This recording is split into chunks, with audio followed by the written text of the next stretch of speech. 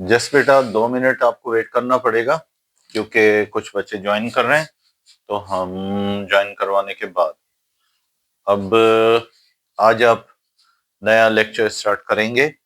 और इसमें आज आपका जो लेक्चर होगा वो आपका है एक नए चैप्टर से। इससे पहले मैंने आपका केमिकल काइनेटिक्स के ऑल टॉपिक्स, जितने भी टॉपिक हैं उनके बेटा न्यूमेरिकल इक्वेशंस टॉपिक, वो आपका केमिकल काइनेटिक्स तक कंप्लीट लेक्चर बना के आपको भेजा भी है और उसके बाद रिकॉर्डिंग आपको भेजी है, लिंक भी मैंने आपको शेयर किया है।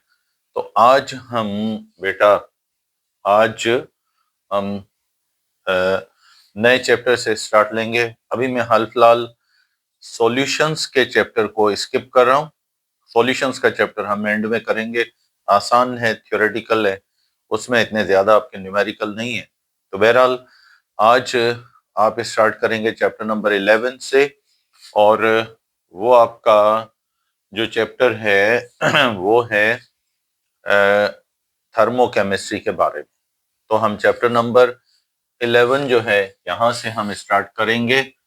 यहाँ से आपका नया चैप्टर नंबर 11 स्टार्ट होगा। 10 को हमने अभी स्किप किया है, 11 पे हम चले गए, और 10 का मैं आपको ऐसा नहीं है कि छोड़ देंगे, वो हम करेंगे। तो आज चैप्टर नंबर 11 से आप स्टार्ट लोगे। तो इसमें हम बेटा जो चैप्टर करने जा रहे हैं that is called thermo chemistry. क्या कहते हैं इसको आप बेटा? Thermo chemistry. तो अब ये जो है थर्मो केमिस्ट्री, ये असल में है क्या, और थर्मो केमिस्ट्री का कंसेप्ट क्या होगा? यानी सिंपल वर्ड्स में ब्रांच ऑफ केमिस्ट्री। बेटा केमिस्ट्री की एक ब्रांच है दैट के जो डील्स, जिसका ताल्लुक है with study of all changes of heat energy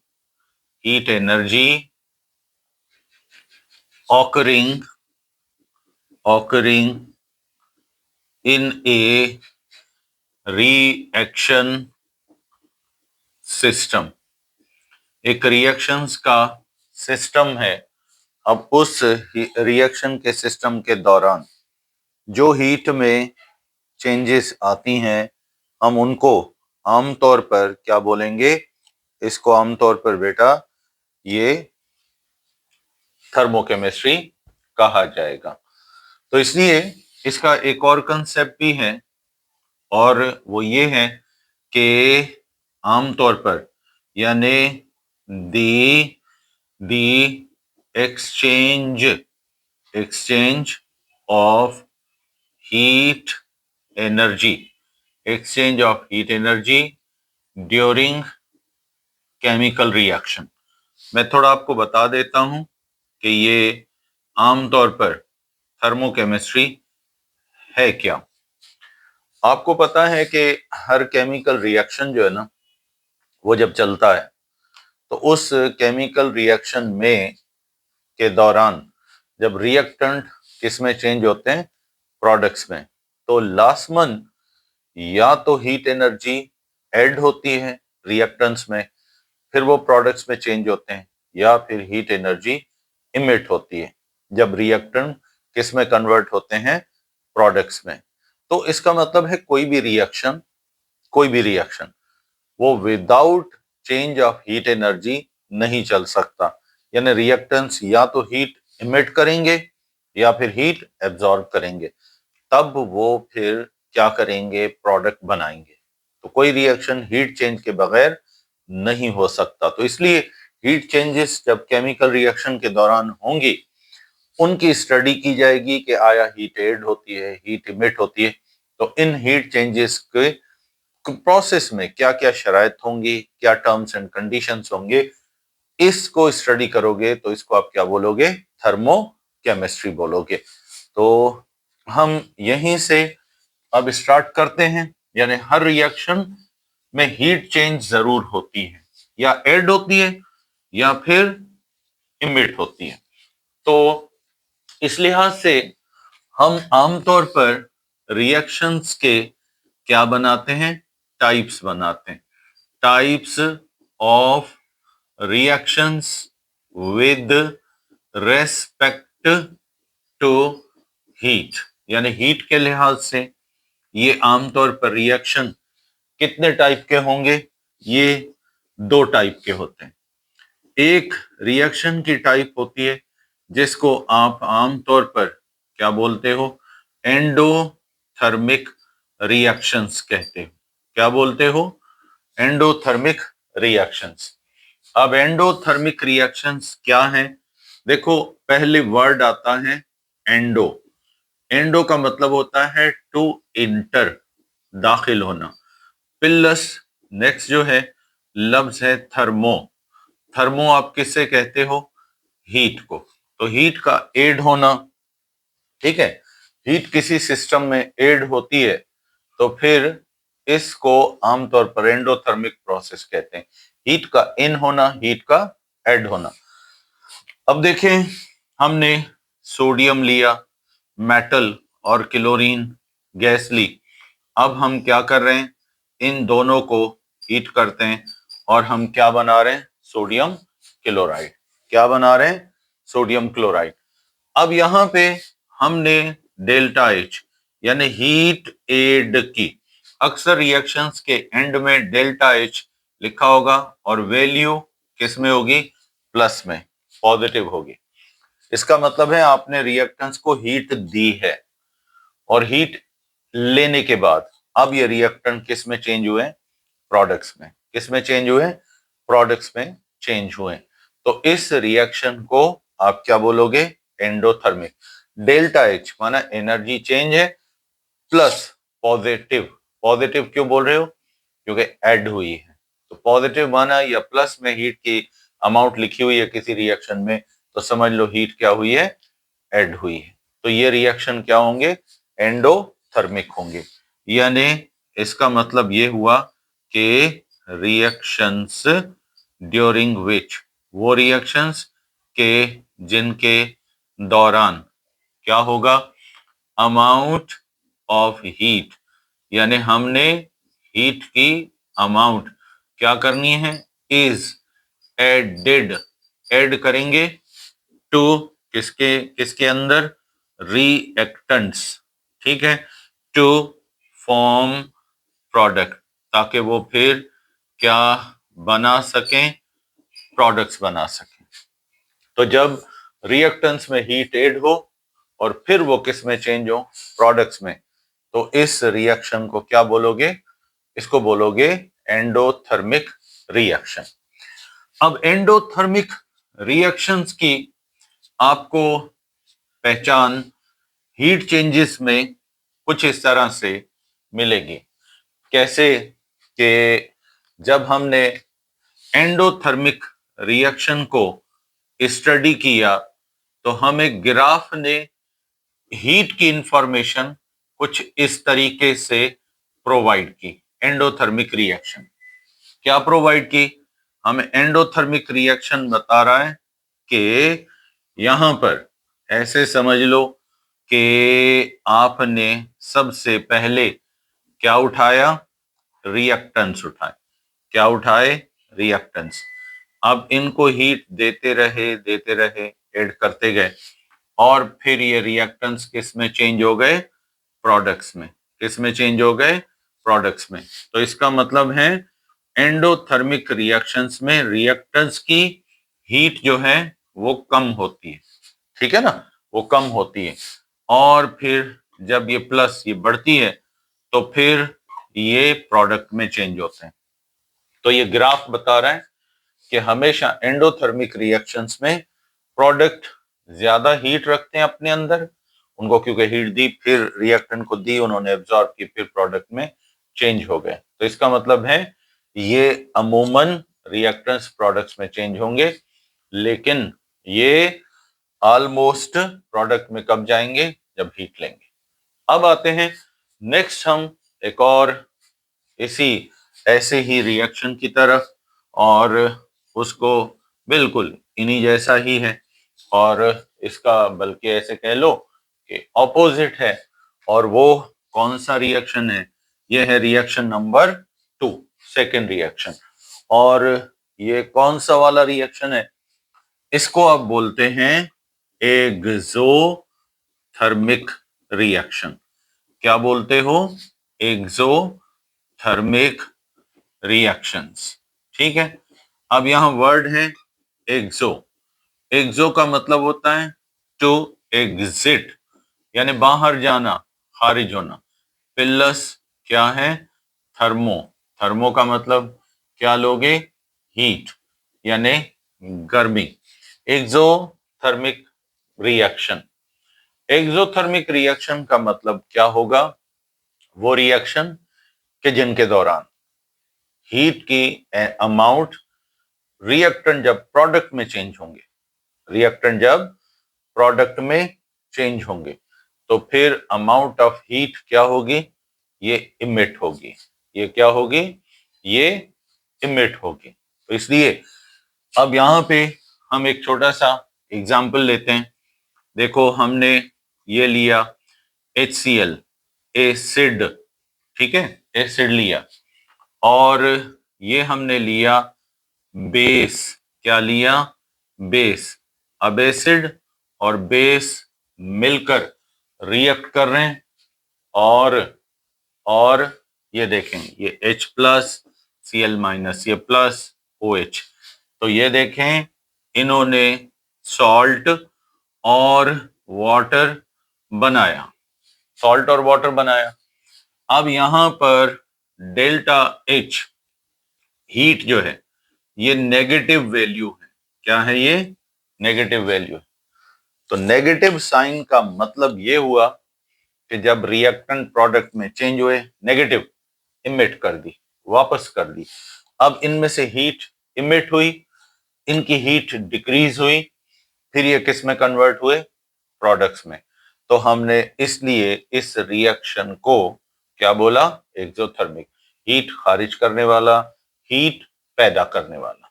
तो ऐसे तमाम तर रिएक्शंस के जिनमें होगा क्या? जब रिएक्टेंट प्रोडक्ट्स में जाएंगे तो फिर ये क्या करेंगे? ये हीट इमिट करके फिर प्रोडक्ट बनाते हैं।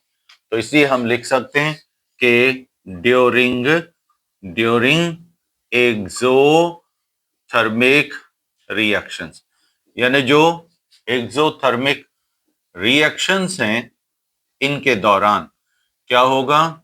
Amount amount of amount of heat is emitted.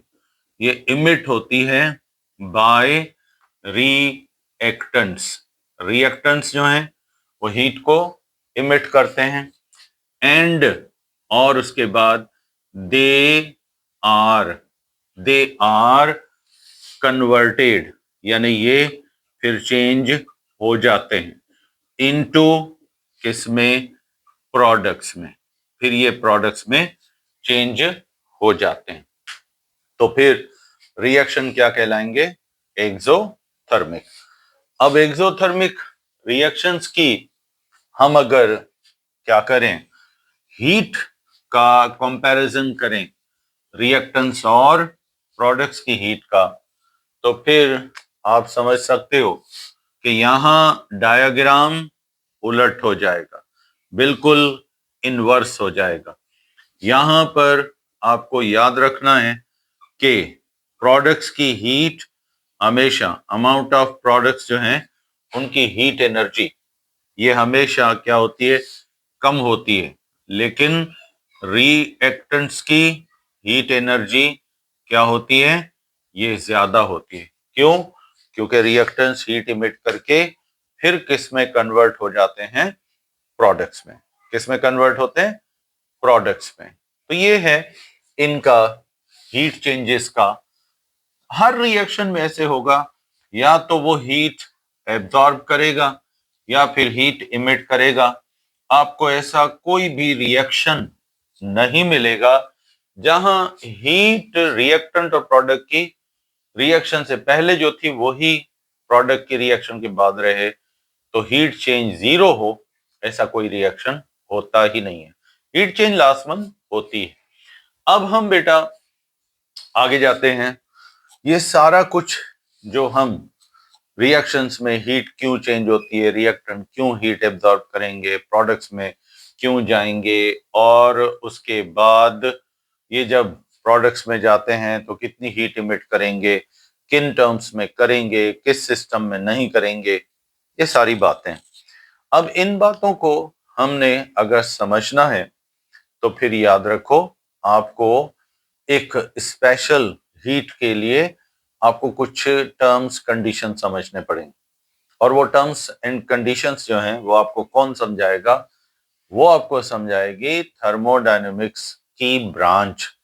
जैसे केमिस्ट्री ब्रांच है, फिजिक्स ब्रांच है, बायोलॉजी, ऐसे एक अलग से साइंस की ब्रांच है, वो सिर्फ केमिस्ट्री में नहीं है, बल्कि वो आपको किस में मिलेगी? वो आपको बायोलॉजी में भी आपकी हेल्प करेगी, फिजिक्स में भी हेल्प करेगी, केमिस्ट्री में भी। लेकिन ये ब्रांच जो है ये आपको एक्सप्लेन करेगी हर बात पर, किसकी? हीट की। बस उसका हीट से काम।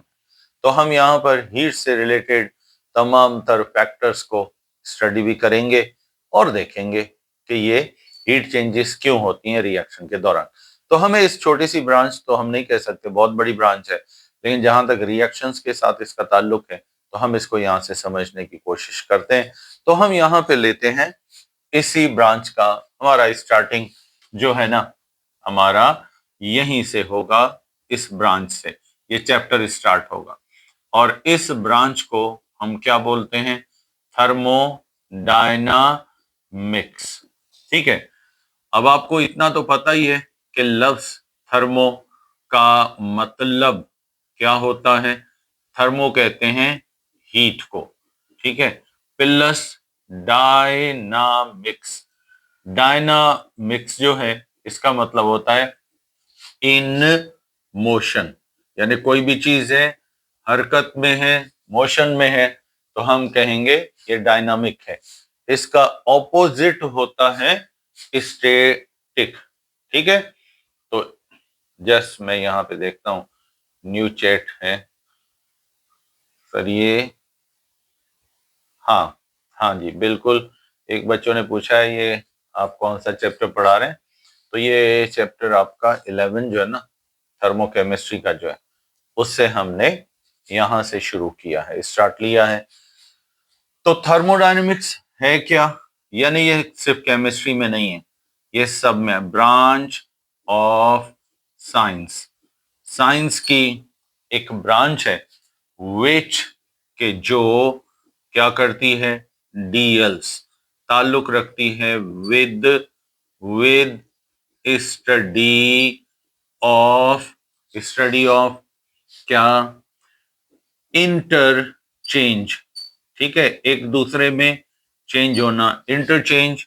और इंटर क्या? Conversion. Inter conversion of heat energy, heat energy into, किसमें? हीट एनर्जी का, ठीक है ना, into other forms of energy, दूसरी फॉर्म्स ऑफ एनर्जी में चेंज होना, फॉर्म्स ऑफ एनर्जी, और वर्क या वर्क में चेंज होना, एंड और फिर कन्वर्जन, कन्वर्जन जो होगी किसकी?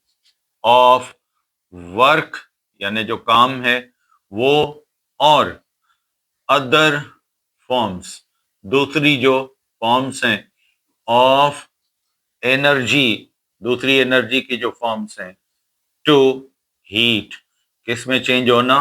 हीट में चेंज होना।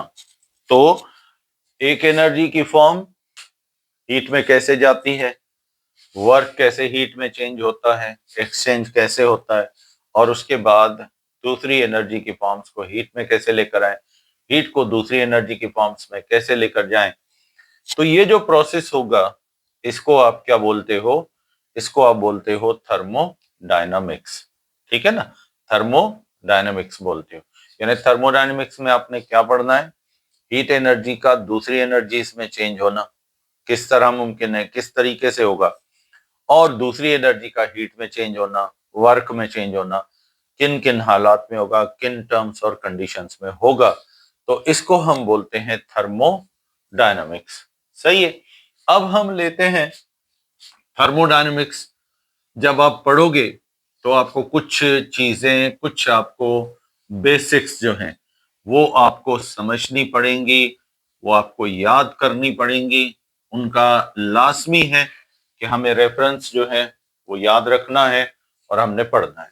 तो अब यहाँ पे हम स्टार्ट करेंगे कहाँ से, यानी टर्म्स यूज्ड इन थर्मोडायनामिक्स। यानी ये जो थर्मोडायनामिक्स जो है इसमें कुछ टर्म्स आप यूज करोगे तो ये बुक्स में पढ़ते हो, तो इनके लिए ये जरूरी है कि आपको इन थर्मोडायनेमिक्स के टर्म्स का पता हो, ताकि जब आप हीट एक्सचेंज का चैप्टर पढ़ो तो इन अल्फाज का मतलब आपको आता हो। यहाँ कुछ वर्ड्स होंगे जो कॉमन लैंग्वेज में तो सेंस और देते हैं, लेकिन ये थर्मोडायनेमिक्स में इनका सेंस कुछ और होता है। तो अब वो वर्ड्स क्या हैं, वो टर्म्स क्या हैं, हम यहीं से स्टार्ट करते हैं। थर्मोडायनेमिक्स में सबसे ज्यादा यूज होने वाला वर्ड, अक्सर पहला वर्ड कौन सा होता है, दैट इज कॉल्ड सिस्टम। क्या बोलते हो उसको, सिस्टम बोलते हो। ये जो पूरी हमारी दुनिया है, बाकी दुनियाएं हैं, यानी पूरी यूनिवर्स है, इसमें जितनी भी चीजें, कोई छोटे से छोटी चीज है, एक फोटान तक है, बड़े से बड़ी चीज हमारी जमीन है, हमारा सोलर है, ये जितनी चीजें हैं, हमारा सन से जो है वो हो गया, दूसरे सन हो गए, इनमें से किसी भी दुनिया की चीज को, यूनिवर्स की चीज को उठाओ तो उसको क्या बोलोगे, उसको बोलोगे सिस्टम। क्या बोलोगे, सिस्टम। और सिस्टम है क्या, पार्ट ऑफ यूनिवर्स है, दुनिया की कोई चीज है जिसको हम स्टडी कर रहे हैं, जिसके बारे में हम बात कर रहे हैं, जिसके पे हम डिस्कस कर रहे हैं, जिसको हम प्रैक्टिकली यूज कर रहे हैं, तो वो दुनिया का क्या कहलाएगा, सिस्टम कहलाएगा। ठीक है, यानी सिस्टम क्या है, सिंपल वर्ड्स में पार्ट ऑफ यूनिवर्स, यानी ये हमारी दुनिया का, हमारी कायनात का कोई एक हिस्सा है, part of universe, which is which is under under observation. हम उसको ऑब्जर्व कर रहे हैं, ठीक है, अंडर ऑब्जर्वेशन है हमारे, या फिर अंडर स्टडी है, या फिर अंडर डिस्कशन है। ठीक है, अंडर डिस्कशन है तो फिर उस चीज को हम क्या बोलेंगे, उसको हम बोलेंगे सिस्टम। तो ये जो है हमारे पास दुनिया में जितनी भी चीजें हैं अब तक मौजूद हैं, इनमें से बड़ी चीज भी एक सिस्टम कह सकते हो उसको, छोटे से छोटी चीज को भी सिस्टम कह सकते हो। जैसे छोटे से छोटा इलेक्ट्रॉन भी एक सिस्टम है, प्रोटॉन अपनी जगह एक सिस्टम है, एक बड़ी चीज अर्थ भी एक सिस्टम है, सन भी एक सिस्टम है। ठीक है, या दुनिया की चीजें जैसे पेन भी एक सिस्टम है, जैसे बुक भी एक सिस्टम है। तो दुनिया की एक चीज छोटी या फिर बड़ी जिसको स्टडी कर रहे हो, इसको क्या बोलते हो, सिस्टम बोलते हो। सही है। तो अब सिस्टम की पहचान हो गई, दुनिया की चीजें होंगी, सारी दुनिया छोड़ के उसमें से किसी एक चीज को उठा लो तो वो आपका सिस्टम कहलाती है। सही। अब नेक्स्ट जो है, सिस्टम के बिल्कुल ऑपोजिट, सिस्टम का ओपोनेंट क्या है, सिस्टम के बाद आएगा क्या, number 2, that is called surroundings. क्या कहोगे, सराउंडिंग्स। अब सराउंडिंग्स क्या है, दुनिया की एक चीज को अगर सिस्टम मान लोगे, किसी एक चीज को, तो बाकी चीजें तो दुनिया में रहेंगी ना, वो तो कहीं नहीं जाएंगी, वो तो पड़ी है ना। जैसे हम हो गए, सारी चीजें हो गई, हमारे इर्द गिर्द पता नहीं कितनी चीजें पड़ी हैं, तो हम अपने आप को अगर सिस्टम मान लें तो बाकी हमारे इर्द गिर्द जितनी भी चीजें होंगी वो हमारी क्या कहलाती हैं? सराउंडिंग्स। क्या कहलाती हैं? सराउंडिंग्स। यानी रेस्ट ऑफ द यूनिवर्स, यानी हम कह सकते हैं रेस्ट ऑफ द यूनिवर्स, इस सारी दुनिया की बाकी चीजें, यूनिवर्स एक्सेप्ट ए सिस्टम, एक सिस्टम के अलावा दुनिया में जितनी भी चीजें मौजूद हैं ये क्या है? कॉल्ड, इनको हम क्या बोलेंगे? सराउंडिंग्स। क्या बोलोगे? इनको बोलोगे सराउंडिंग्स। ठीक है। अब जैसे मैं भाई वाटर इन ग्लास, मैं भाई पानी को ग्लास में उठा लेता हूं तो सिर्फ यहां वाटर जो है ना ये मेरा क्या है? सिस्टम है। तो गिलास है या दूसरी चीजें हैं ये अब वाटर की क्या कहलाएंगी? सराउंडिंग्स। क्या कहलाएंगी? सराउंडिंग्स कहलाएंगी। तो हर सिस्टम जो है उसके इर्द गिर्द जो भी चीजें देखो तो उनको उनका क्या मानो? सराउंडिंग्स मानो। क्या मानोगे? सराउंडिंग्स मानो। ठीक है। अब छोटा आगे ये टर्म सराउंडिंग्स बार बार आएगा और सिस्टम की एनर्जी सराउंडिंग्स पे डिपेंड करती है। ये जो सिस्टम होते हैं ना ये सराउंडिंग से एनर्जी लेते भी हैं, एनर्जी देते भी हैं, तो इसलिए सराउंडिंग्स की भी बहुत बड़ी थर्मोडायनेमिक्स में इंपॉर्टेंस होती है। अब हम आते हैं सिस्टम्स के टाइप की तरफ। ठीक है ना, कि जो सिस्टम है वो एनर्जी और मैटर के लिहाज से ये टाइप्स ऑफ सिस्टम्स कितने होंगे? ये सिस्टम हम जो उठाएंगे ये कितने किस्म के होते हैं? एनर्जी के हिसाब से भी होते हैं, मैटर के हिसाब से भी। तो इनमें एक सिस्टम होता है जिसको आप आमतौर पर क्या बोलते हो? Open system. क्या बोलते हो? Open system. अब ये ओपन सिस्टम क्या है? ऐसा सिस्टम जो सराउंडिंग्स के साथ क्या करेगा? अपनी एनर्जी एक्सचेंज करेगा, मैटर भी एक्सचेंज करेगा। एनर्जी लेगा भी सराउंडिंग से, उनको देगा भी, मैटर लेगा भी और देगा। जैसे मैं पानी को एक ओपन कंटेनर में, एक बर्तन में बॉईल कर रहा हूं तो फिर पानी को बाहर से हीट भी दे रहा हूं सराउंडिंग से, और उसके बाद पानी जब बॉईल हो रहा है तो भाप बन के सराउंडिंग में भी जा रहा है। तो मैटर और एनर्जी दोनों एक्सचेंज हो रहे हैं।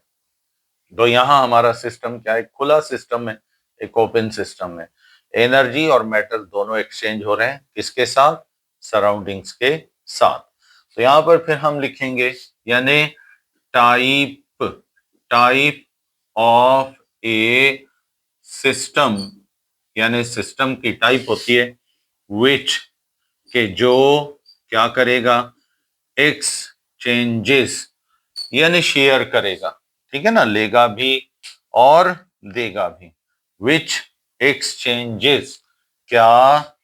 मैटर, मैटर भी एक्सचेंज करेगा, matter as well as energy to its, to its surroundings, यानी ये अपनी इर्द गिर्द की सराउंडिंग्स के साथ मैटर भी एक्सचेंज करेगा और एनर्जी भी। अब जैसे एक छोटा सी एग्जांपल, बॉइलिंग ऑफ वाटर, जो वाटर है, वाटर को बॉईल कर रहे हैं, boiling of water in an open container, open container में आप वाटर को बॉईल कर रहे हो तो फिर क्या होगा? यहाँ पर वाटर जो है वो वेपर्स की शक्ल में सराउंडिंग्स में जाएगा और एनर्जी उसको मिलेगी। तो ये एक्सचेंज हो रहा है दोनों चीजों का सिस्टम से सराउंडिंग्स के साथ, ले भी रहा है दे भी रहा है, तो फिर इसको ओपन सिस्टम कह सकते हो। अब दूसरा सिस्टम हम लेते हैं, बिल्कुल इसके अगेंस्ट होगा, इसका ऑपोजिट सिस्टम होगा, और वो सिस्टम हमारा कौन सा वाला है? उस सिस्टम को हम बोलते हैं क्लोज्ड सिस्टम। क्या बोलते हो? क्लोज्ड सिस्टम कहते हो।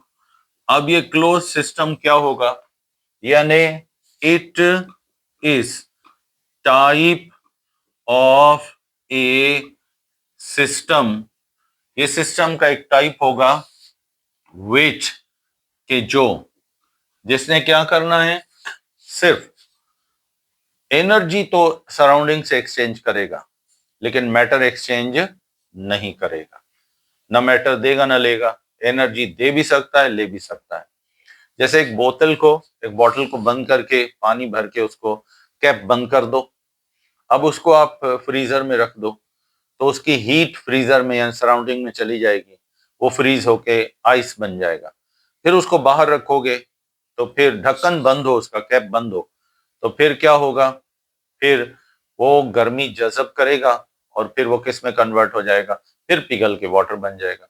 तो यहाँ एनर्जी तो एक्सचेंज हो रही है लेकिन वाटर जो उसके अंदर है, बॉटल बिल्कुल एयर टाइट है, तो ना उसमें से वाटर बाहर जा सकता है ना बाहर की एयर उसके अंदर जा सकती है। तो मैटर अलाउ नहीं है, बाकी एनर्जी एक्सचेंज होती रहेगी। तो इसलिए यानी the type of system which exchanges, जो एक्सचेंज करेगा क्या, ओनली मैटर, ओनली एनर्जी, ठीक है ना, सिर्फ एनर्जी जो है वो एक्सचेंज करेगा विद सराउंडिंग्स। किसके साथ एक्सचेंज करेगा, सराउंडिंग्स के साथ अपना एनर्जी एक्सचेंज करेगा। इट, DOESNT, डजंट एक्सचेंज, अब ये एक्सचेंज नहीं करेगा इट्स मैटर, अपना जो इसका मैटर है टू सराउंडिंग्स, सराउंडिंग्स के साथ इसका मैटर का कोई एक्सचेंज नहीं होगा। ठीक है, कोई एक्सचेंज नहीं होगा। अब जैसे हम बहुत आसान सी एक एग्जाम्पल लेते हैं, एक पानी को, पानी के कंटेनर को, जो एयर टाइट कंटेनर है उसको फ्रीजर में जमा दें तो ये क्लोज सिस्टम बन जाएगा। जैसे एग्जाम्पल लिया हमने, freezing of cold drink, cold drinks होती है ना, तो freezing of cold drinks bottle, cold drinks की बॉटल है इनटू किसमें, फ्रीजर। ठीक है, फ्रीजर में आप उसको ठंडा करते हैं, वो फ्रीज हो जाती है, तो ये एक क्या है, ये एक हमारा क्लोज्ड सिस्टम है। और उसके बाद ऑल इक्विलिब्रियम रिएक्शंस, जितने भी इक्विलिब्रियम के रिएक्शंस हैं ये भी कौन से सिस्टम में आते हैं, क्लोज सिस्टम में आते हैं। ये एनर्जी तो एक्सचेंज करते हैं लेकिन मैटर एक्सचेंज नहीं करते। अब इसके बाद लास्ट सिस्टम हमारा आएगा और वो सिस्टम कौन सा है, उस सिस्टम को आप थर्ड सिस्टम यानी आइसोलेटेड सिस्टम कहते हो। आइसोलेटेड सिस्टम, अब आइसोलेटेड सिस्टम क्या होगा, ये वो सिस्टम होगा कि जो ऑलमोस्ट आप कह सकते हो, आप बोल सकते हो, आइसोलेटेड सिस्टम वो सिस्टम है जो कटा हुआ है, दुनिया से अलग है। आइसोलेटेड मतलब उसका दुनिया से कोई ताल्लुक नहीं, सही है, आइसोलेटेड सिस्टम। अब ये ना तो ये सिस्टम जो है, यानी system that that can not exchange, यानी ये एक्सचेंज नहीं करेगा इट्स एनर्जी, ना तो ये अपनी एनर्जी एक्सचेंज करेगा और या फिर इट्स अमाउंट, ठीक है, अमाउंट ऑफ मैटर, ना ही अपना मैटर एक्सचेंज करेगा ना ही अपनी एनर्जी एक्सचेंज करेगा।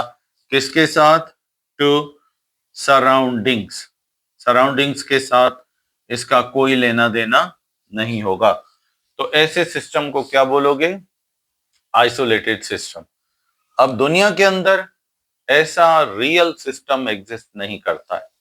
ऐसा सिस्टम हो जो दुनिया में तो हो लेकिन दुनिया से ना एनर्जी लेना मैटर ले, आप उसको दुनिया से अलग करके रख दो, तो ऐसा पॉसिबल नहीं है।